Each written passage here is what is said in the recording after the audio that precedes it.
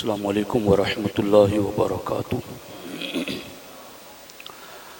الحمد للہ رب العالمین والصلاة والسلام علی سید الانبیاء والمرسلین وعلی آلہ واصحابہ اجمعین، اما بعد فاعوذ باللہ من الشیطان الرجیم، بسم اللہ الرحمن الرحیم۔ واتبع سبیل من اناب الی، صدق اللہ العلی العظیم وصدق رسولہ النبی الامین المختار الکریم الرؤوف الرحیم۔ لائق ست تکریم شہزادہ عزیز ملت سید فرید بابا صاحب قبلہ زیدہ مجدہ، علماء باوقار، معزز و مکرم طلبہ، جمیع حاضرین محفل، آئیے ہم سب مل کر آغاز گفتگو سے قبل حضور سید المرسلین، خاتم الانبیاء، شفیع المذنبین، رحمت للعالمین، خاتم المعصومین، راحت العاشقین، صلی اللہ تعالی علیہ وآلہ واصحابہ وبارک وسلم کی بارگاہ میں اپنی غلامی کا ثبوت دیں، اور جس طریقے سے میں پڑھا ہوں میرے ساتھ مل کر حضور دل کے ساتھ نذرانہ محبت پیش کریں۔ الصلاۃ والسلام علیک یا رسول اللہ، الصلاۃ والسلام علیک یا حبیب اللہ، الصلاۃ والسلام علیک یا نبی اللہ، وعلی آلک واصحابک یا نور اللہ، صلی اللہ تعالی علیہ وسلم۔ واہ کیا مرتبہ اے غوث ہے بالا تیرا، واہ کیا مرتبہ اے غوث ہے بالا تیرا، اونچے اونچوں کے سروں سے ہے قدم اعلیٰ تیرا، سر بھلا کیا کوئی جانے کہ ہے کیسا تیرا، اولیاء ملتے ہیں آنکھیں وہ ہے تلوہ تیرا، تیری سرکار میں لاتا ہے رضا اس کو شفیع، جو میرا غوث ہے اور لاڈلا بیٹا تیرا۔ دوستان محترم، 11ویں شریف کی اس بابرکت روحانی محفل میں میرا موضوع ہے بعد وصال اولیاء کا مدد کرنا، اور اس پر قرآن و سنت کے دلائل میں آپ کے سامنے رکھ رہا ہوں، اس امید پر کہ آپ میں سے ہر شخص ان دلائل کو بغور سنے گا، دلوں میں جگہ دے گا، اسے یاد رکھے گا۔ دوستان محترم، جن لوگوں کو اولیاء کی مدد سے انکار ہے، وہ اصل میں بعد وصال والے معاملے کو زیادہ اچھالتے ہیں کہ اب جو دنیا سے کوچ کر گئے، یہ تو لفظ میں بول رہا ہوں ورنہ وہ تو کچھ اور بولتے ہیں، چونکہ ادب وہاں ہے ہی نہیں، وفات پا گئے، وصال پا گئے، تو اب ان سے مدد کیوں لی جائے، اس قسم کے وسوسات وہ لوگوں کے دلوں میں ڈالتے ہیں۔ اس سلسلے میں امام اہل سنت نے 17 دلیلیں پیش کی ہیں، جن میں سے صرف 5 دلائل میں اس وقت آپ کے سامنے اختصار کے طور پر رکھتا ہوں، اور وہ 5 دلائل ایسے ہیں جن کو امام رازی نے اپنی تفسیر کبیر میں ذکر فرمایا ہے۔ وہ فرماتے ہیں کہ یہ کس نے کہا کہ انسان وصال اور پردہ فرمانے سے مر جاتا ہے؟ جملوں پر غور نہیں کیا آپ نے؟ یہ کس نے کہا کہ وصال اور پردہ فرمانے سے انسان مر جاتا ہے؟ یہ کس نے کہا؟ فرماتے ہیں انسان کبھی زندہ ہوتا ہے حالانکہ اس کا بدن مردہ ہے، بدن مردہ ہے مگر پھر بھی وہ انسان زندہ ہے۔ پہلی دلیل یہ ہے کہ قرآن میں اللہ نے کہا جو اللہ کی راہ میں شہید کیے جائیں انہیں مردہ نہ کہو۔ تو فرماتے احساس تو یہ بتاتا ہے کہ بدن مردہ ہے، بدن سے جان نکل چکی ہے، لیکن قرآن کہتا ہے وہ زندہ ہے۔ تو بدن سے جان نکلنے کے باوجود بھی زندہ ہونے کا حکم قرآن دے رہا ہے۔ پہلی دلیل۔ دوسری دلیل یہ ہے کہ فرعونیوں کے بارے میں اللہ جل شانہ نے قرآن مجید میں ارشاد فرمایا مما خطیئاتہم اغرقوا فادخلوا نارا، کہ ان کے کرتوتوں کی وجہ سے اللہ رب العزت نے فرعونیوں کو ڈبو دیا اور پھر انہیں آگ میں داخل کر دیا۔ النار یعرضون علیہا غدوا وعشیا وَيَوْمَ تَقُومُ السَّاعَةُ أَدْخِلُوا آلَ فِرْعَوْنَ، کہ ان کو ڈبو کر مار دیا، ڈوب گئے، اغرقوا، ڈوب گئے، مر گئے۔ پھر بھی اللہ جل شانہ فرماتا ہے کہ اب ان کو عذاب دو۔ تو پتہ چلا کہ ان کے جسم سے جان نکل چکی ہے، پھر بھی عذاب کا حکم اللہ رب العزت دے رہا ہے۔ اسی طریقے سے اللہ کے رسول صلی اللہ تعالی علیہ وآلہ وسلم فرماتے ہیں قبر جنت کے باغوں میں سے ایک باغ ہے یا جہنم کے گڑھوں میں سے ایک گڑھا ہے،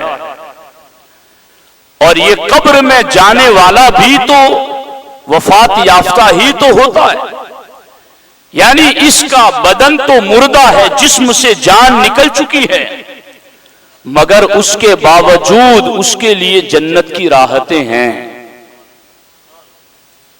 تو وہ انسان ہے اگرچہ بدن سے روح نکل چکی ہے۔ اور ایک دلیل امام راضی یہ دیتے ہیں کہ اللہ کے رسول علیہ السلام نے ارشاد فرمایا جب میت کو چار پائی پر اٹھایا جاتا ہے اس کی روح جنازے کے اوپر پھڑپھڑاتی ہے اور کہتی ہیں اے میرے لوگو، اے میری اولاد۔ اللہ کے رسول علیہ السلام نے اس حدیث سے بھی صراحت فرما دی کہ جس وقت بدن چار پائی پر ہوتا ہے اس وقت ایک شے باقی رہتی ہے جو ندا دیتی ہے۔ تو مردہ اگر بالکلیہ اس کو فنا ختم کے معنی میں لے لیا جائے کہ جیسا کہ ہمارا فریق مخالف سمجھتا ہے کہ اب یہ نیست ہو چکے، اب یہ بالکل فنا ختم مٹی میں مل چکے، اگر یہی ہے تو قبر چار پائی کے اوپر جسم تو بے جان ہے مگر وہ کون سی چیز ہے جو ندا دیتی ہے، وہ کون سی چیز ہے جو آواز دیتی ہے۔ اور آگے فرماتے ہیں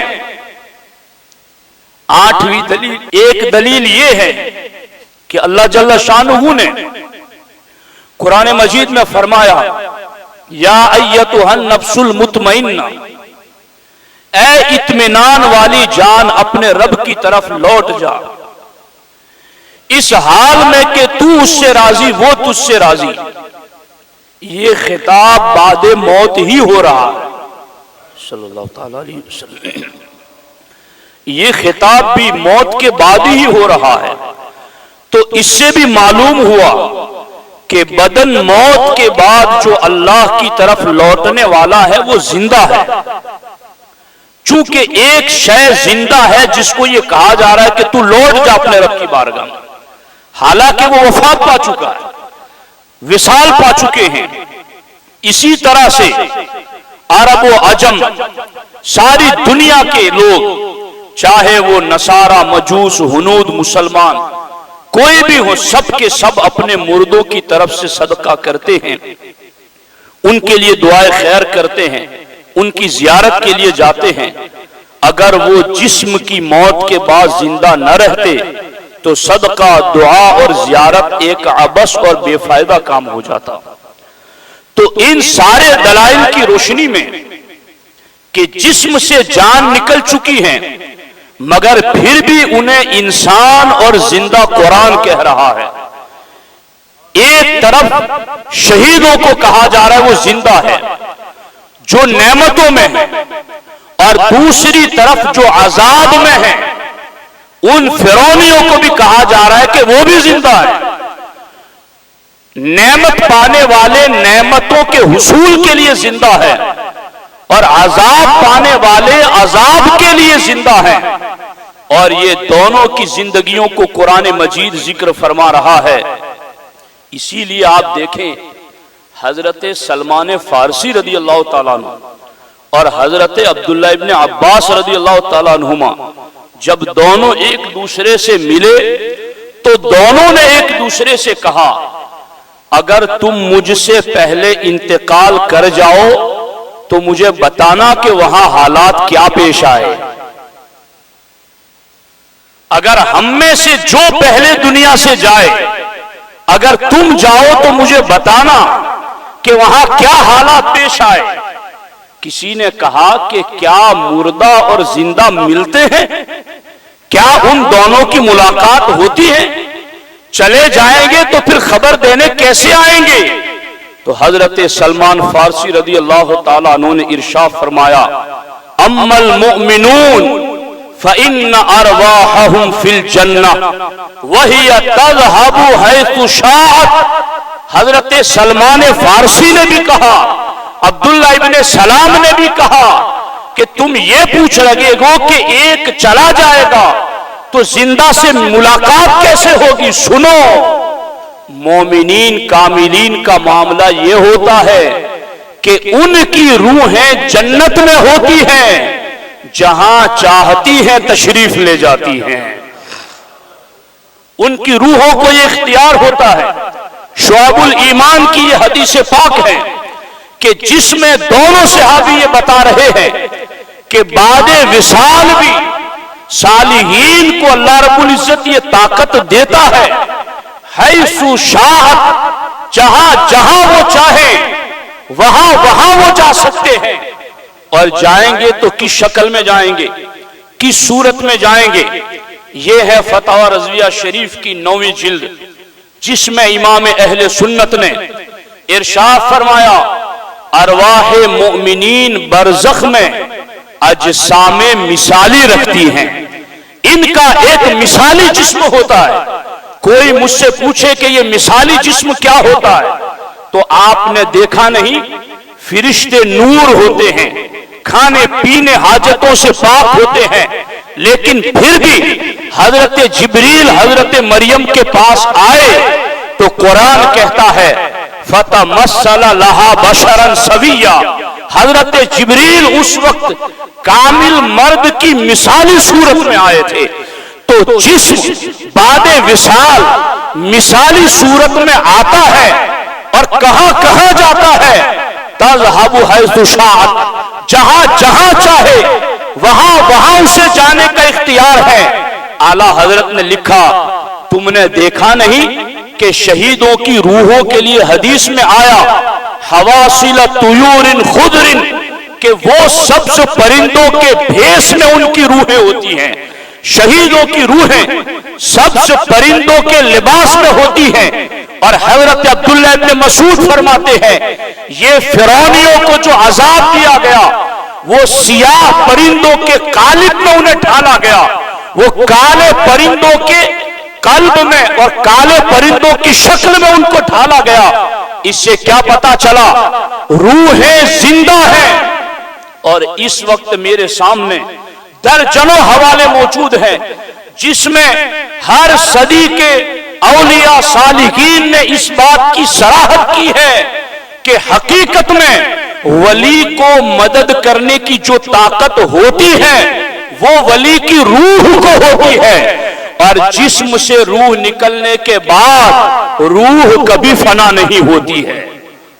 شرح عقائد کا حاشیہ پڑھ لیں، جن 7 چیزوں کو نفخہ اولا کے وقت بھی فنا نہیں ہے، یعنی جب سور پھونکا جائے گا تو سب فنا ہو جائیں گے، مگر 7 چیزیں ایسی ہیں جو سور پھونکے جانے کے وقت بھی فنا نہیں ہوں گی۔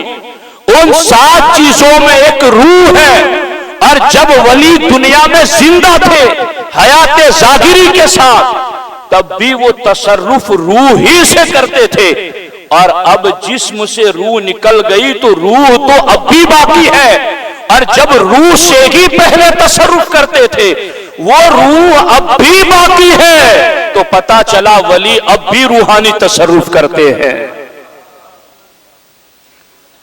اور سبز پرندوں کے قالب میں یا پھر سیاہ پرندوں کے قالب میں دونوں کی شکلوں میں اس چیز کو ذکر کیا گیا۔ اب یہاں پر دیکھو، سیدی احمد بن زروق رضی اللہ تعالی عنہ فرماتے ہیں، یہ سیدی احمد زروق کون ہے؟ دیار مغرب کی عظیم ترین فقہا، علماء اور مشائخ میں سے سیدی احمد زروق۔ وہ فرماتے ہیں ایک دن شیخ ابو العباس حضرمی نے مجھ سے پوچھا، کیا پوچھا؟ کہ امداد حی قوی است یا امداد میت قوی است، کہ زندہ کی طاقت زیادہ ہے یا وفات یافتہ کی طاقت زیادہ، کس کی طاقت زیادہ ہے؟ پوچھا احمد بن زروق سے اور پوچھا حضرت شیخ ابو العباس حضرمی نے، تو انہوں نے کہا کہ لوگ یہ کہتے ہیں کہ زندہ کی طاقت زیادہ ہے، اور میں یہ کہتا ہوں کہ وفات یافتہ کی طاقت زیادہ ہے۔ بات سمجھ نہیں آ رہی ہے آپ لوگوں کو؟ لوگ تو یہ کہتے ہیں کہ زندہ کی طاقت زیادہ ہے، مگر میں احمد بن زروق یہ کہتا ہوں کہ وفات یافتہ کی طاقت زیادہ ہے۔ تو شیخ ابو العباس حضرمی نے کیا کہا؟ انہوں نے کیا کہا؟ انکار کیا۔ انہوں نے کہا نہیں، تم نے جو کہا وہ سچ کہا، اس لیے کہ اب اس ولی کی روح کو اللہ کی بارگاہ کا خاص قرب نصیب ہو گیا ہے، اس لیے وفات یافتہ کی طاقت زیادہ ہے۔ اب وفات یافتہ کی طاقت زیادہ تو ہے، مگر ہر ایک کی یکساں نہیں، ہر ایک کی ایک جیسی نہیں۔ حضرت امام غزالی فرماتے ہیں انہم متوافطون فی القرب من اللہ تعالی ونفع الزائرین بحسب معارفہم واسرارہم۔ فرماتے ہیں جس ولی کو اللہ کا قرب جتنا زیادہ ہوتا ہے اور جس ولی کا عرفان اور معرفت میں مقام زیادہ ہوتا ہے، وہ ولی اپنے زائرین کو فائدہ بھی اتنا زیادہ ہی پہنچاتا ہے۔ تو احمد بن زروق نے کہا کہ وفات یافتہ کی طاقت زیادہ، اور جس کی طاقت روحانیت میں جتنی زیادہ وہ اتنا ہی زیادہ تصرف اور اتنا ہی زیادہ اپنے ماننے والوں کی مدد کرتا ہے۔ اب روحانیت میں طاقت کس کی زیادہ ہے اور کس کی کیا شان ہے؟ تو شاہ ولی اللہ فرماتے ہیں در اولیاء امت و اصحاب طریق اقوا کسے کے بعد تمام راہ جذب بعقد وجود باصل ای نسبت میل کردہ درانجہ بوجہ اتم قدم است۔ حضرت شیخ محی الدین عبد القادر جیلانی فرماتے ہیں طریقت کی راہ میں اور روحانیت کی راہ میں اللہ جل شانہ نے سب سے زیادہ معرفت اور روحانیت کا مرتبہ صف اولیاء میں جنہیں عطا کیا ہے وہ شیخ عبد القادر جیلانی کی ذات ہے۔ میرے دوستو، میں بھی ترتیب چل رہا ہوں، ایک ایک حوالے کو نوٹ کرو۔ کہ جس کا قرب اللہ کی بارگاہ میں جتنا زیادہ، زائرین کو نفع بھی اس کی طرف سے اتنا زیادہ، اور سب کے مرتبے ایک جیسے نہیں معرفت میں، اور غوث پاک کا مرتبہ اس قدر زیادہ اللہ رب العزت نے انہیں عطا فرمایا ہے۔ اسی لیے شیخ عبدالحق محدث دہلوی علیہ الرحمہ شرح مشکات اشیاۃ اللمعات میں، فارسی ہے، اس میں لکھتے ہیں، ایک بزرگ فرماتے ہیں کہ مشائخ میں سے 4 حضرات کو دیکھا ہے کہ اپنی قبروں میں رہ کر در قبور خود مانند تصرف ہائے شاں در حیات خود یا بیشتر۔ ایک اللہ کے ولی نے فرمایا کہ 4 ولی ایسے ہیں جو اپنی قبروں میں ویسے ہی تصرف کرتے ہیں جیسے حیات ظاہری میں کرتے تھے، یا بیشتر فرماتے ہیں بلکہ حیات ظاہری میں جتنا تصرف کرتے تھے بعد وصال اس سے زیادہ تصرف کرتے ہیں۔ یہ کوئی قصہ نہیں بتا رہا ہوں، یہ سند المحدثین کی بات کر رہا ہوں، برکت المصطفیٰ فی الہند کی بات کر رہا ہوں۔ آج جتنے بھی وہابی دیوبندی فکر کے لوگ ہیں وہ بھی اپنی سندوں کا رشتہ شیخ عبدالحق محدث دہلوی سے ملاتے ہیں، شاہ ولی اللہ سے ملاتے ہیں۔ صرف رشتہ نام کا نہ ملاؤ، رشتہ اہل سنت کی طرح ملاؤ، نام بھی ان کا ہے اور کام بھی انہی کا ہے، نام ان کا لو اور بات بھی ان کی مانو۔ یہ کہتے ہیں کہ سب سے زیادہ تصرف کرتے ہیں 4، اور یہ 4 جو کہا ہے حسر کے لیے نہیں کہ یہی 4، وہ اس ولی نے اپنے اعتبار سے کہا، ان کو جو معرفت ملی تھی۔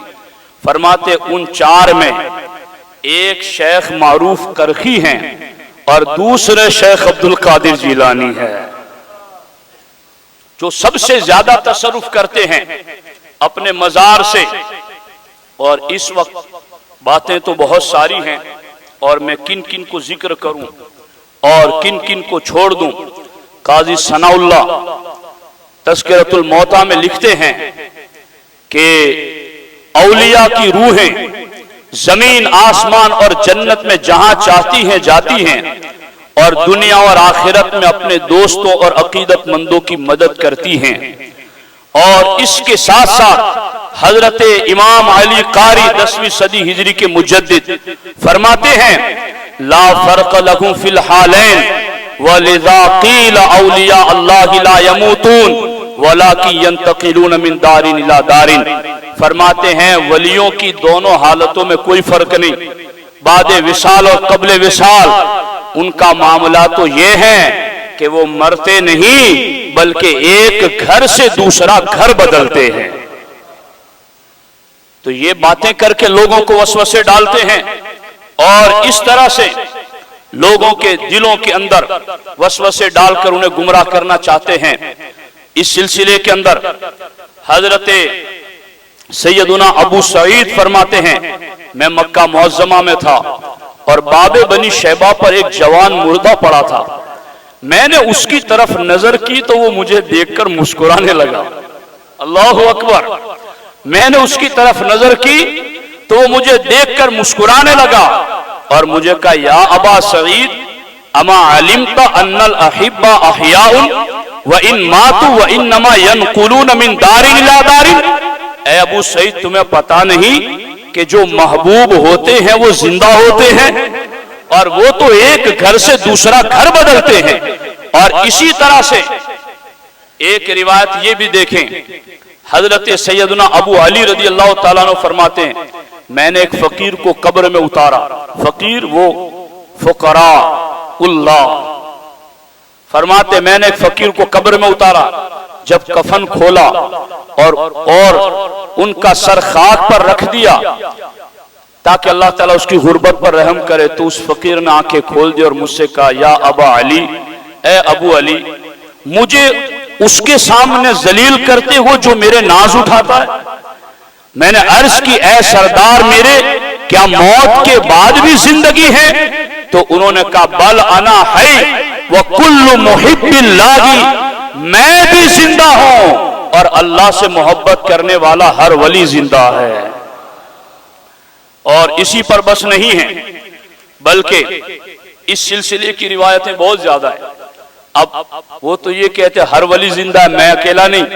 کوئی حرم میں بابی بری شیبہ پر مردہ پڑا مگر چہرہ دیکھا تو ہنسنے لگے، کوئی قبر میں مسکرانے لگا. پھر جس کی طاقت سب سے زیادہ ہے، جو اقوی نسبت رکھتا ہے، جو اتم اور کامل نسبت رکھتا ہے، ان کی شان کیا ہے.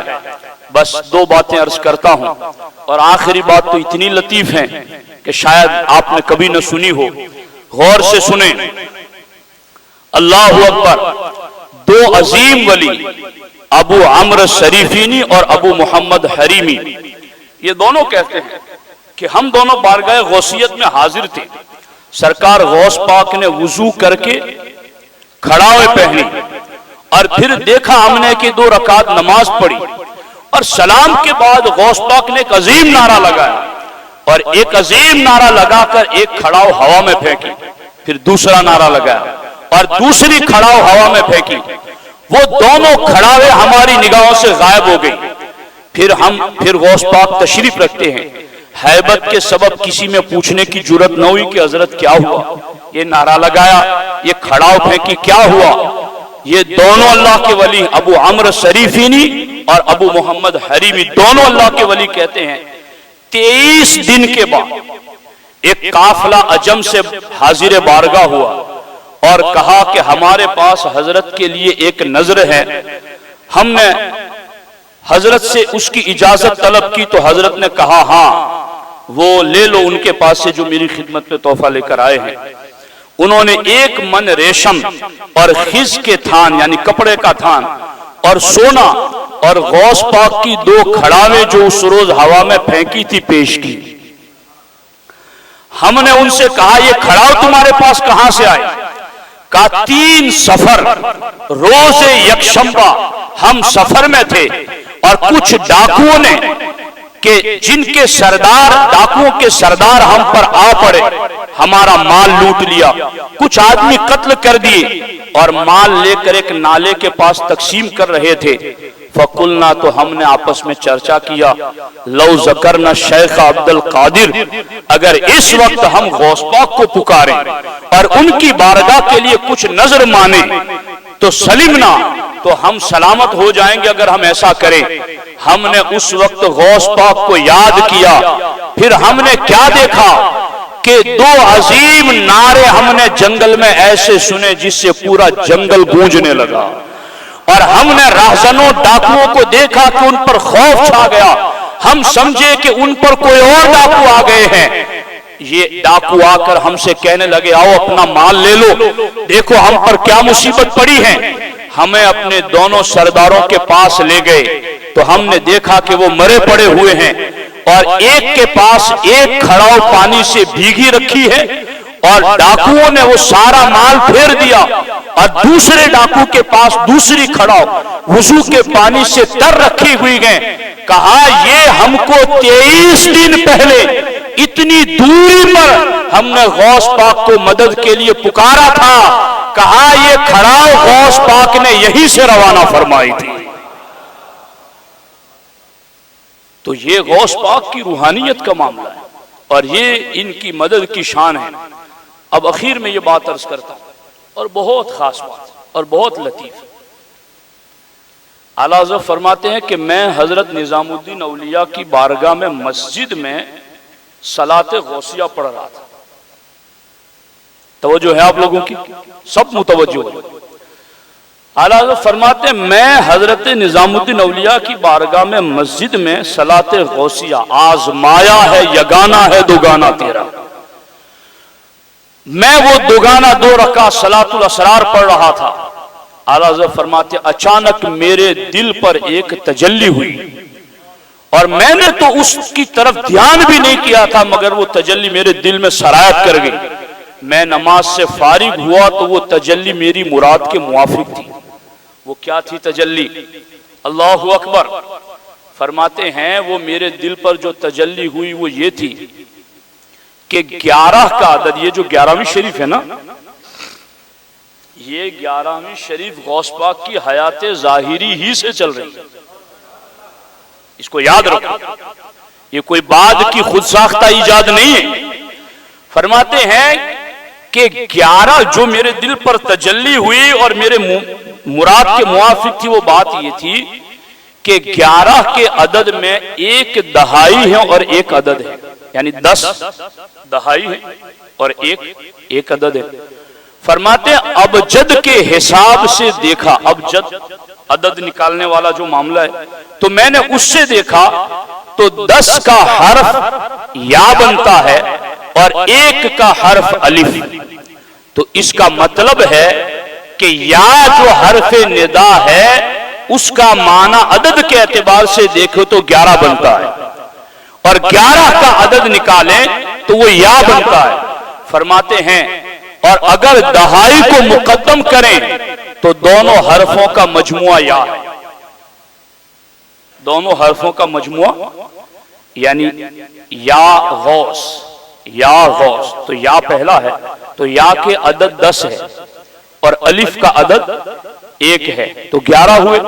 تو فرماتے ہیں کہ یہ 11 اس طرح سے، اور اگر الٹ کریں یعنی پہلے 1 کو لائے پھر 10 کو تو مجموعہ اے یعنی حمزہ کے نیچے زیر پھر یا ہے.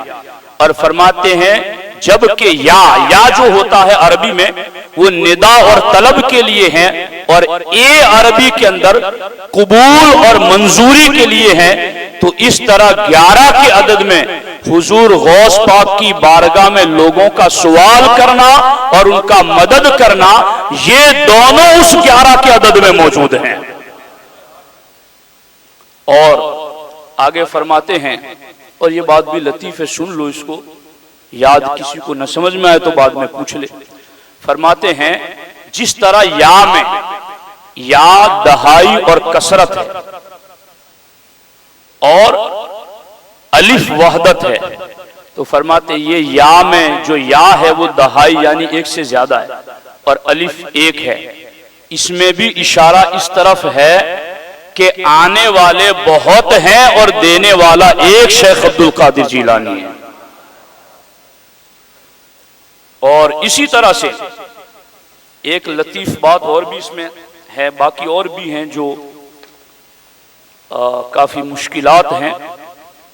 تو اس لیے اعلیٰ حضرت فرماتے اللہ کے عجائبات میں سے یہ بھی ہیں کہ الف پہلا حرف ہے. پوری حروف تہجی آپ دیکھ لیں تختی کو، تو الف پہلا حرف ہے اور یا آخری حرف ہے، جس کے بعد کوئی حرف نہیں، یا کے بعد کوئی حرف نہیں. اگر کوئی یا سے آگے بڑھنا چاہتا ہے تو آگے الف ہی پائے گا، اور اگر کوئی الف سے آگے بڑھے گا تو یا سے آگے کوئی منزل نہ پائے گا. تو فرماتے ہیں تو 11 کے حرف یعنی یا، 11 کے حرف یعنی یا سے پتہ چلتا ہے کہ آپ دونوں طرف انتہائی مقاصد پر رسائی رکھتے ہیں، اور تمام کاملین حضرات سیر فی اللہ میں غوث اعظم کی سیر فی اللہ سے بہت پیچھے ہے. اسی لیے غوث پاک نے فرمایا میرا یہ قدم ہر ولی کی گردن پر ہے. یعنی 11 کا عدد یا بنا حرف ندا، اور فرماتے حرف ندا میں 2 حرف ہے، الف اور یا. الف سے آگے چلو گے تو یا سے آگے کوئی منزل نہیں، اور یا سے آگے بڑھو گے تو تمہیں الف ہی ملے گا، دوسرا کچھ نہیں. اور یہ دونوں اول آخر والے وہ غوث پاک کی 11ویں بتا رہے ہیں. فرماتے یہ دونوں سے اشارہ پتا چلا کہ ولایت کے دونوں طرف میں انتہا کے درجے پر شیخ عبد القادر جیلانی فائز ہیں. تو یہ ہے سرکار غوث پاک کی شان. اب یہ میں آخری حوالہ پڑھ دیتا ہوں، یہ میرے ہاتھ میں میزان الکبریٰ ہے. فرماتے ہیں یہ جو آپ بیٹھے ہیں نیاز پکائیں گے کھلائیں گے تو اس سے کیا فائدہ ہوگا. فرماتے یشفعون فی مقلدیہم، یہ امام عبد الوہاب شعرانی 10ویں صدی ہجری کے بزرگ ہیں.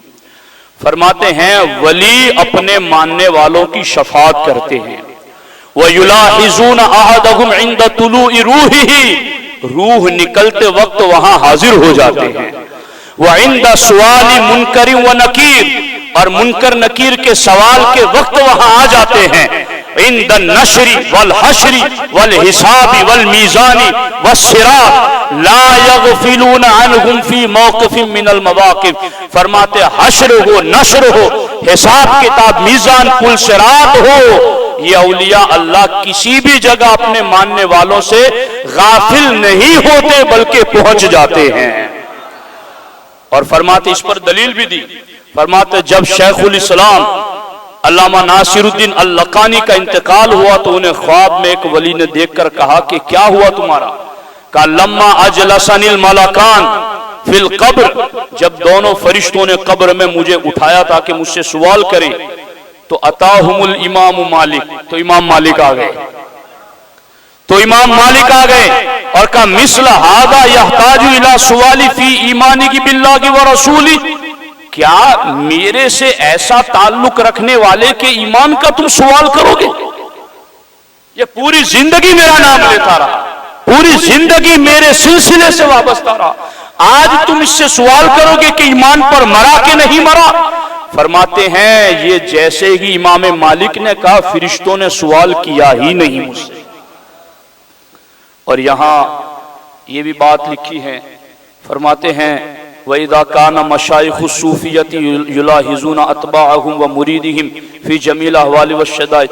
فرماتے جب مشائخ صوفیہ اپنے مریدوں کی سختیوں میں خبر لیتے ہیں تو پھر ان مشائخ کا کیا عالم ہوگا جو ائمہ فقہ ہیں، تو وہ تو بدرج اولا اپنے مریدین، اپنے مقلدین کی مدد کرتے ہیں. تو دوستان محترم، یہ میری آپ کی خوش نصیبی ہے کہ اللہ جل شانہ نے ایسے صالحین کے در کرم سے ہمیں وابستہ رکھا ہے. اللہ جل شانہ ہمیں زندگی کی آخری سانس تک انہی کے در کرم سے وابستہ رکھے. اللہ ان کی غلامی میں موت نصیب کرے اور اللہ تعالی انہی کی مرید میں ہمارا حشر اور نشر بھی فرمائے. السلام علیکم ورحمۃ اللہ.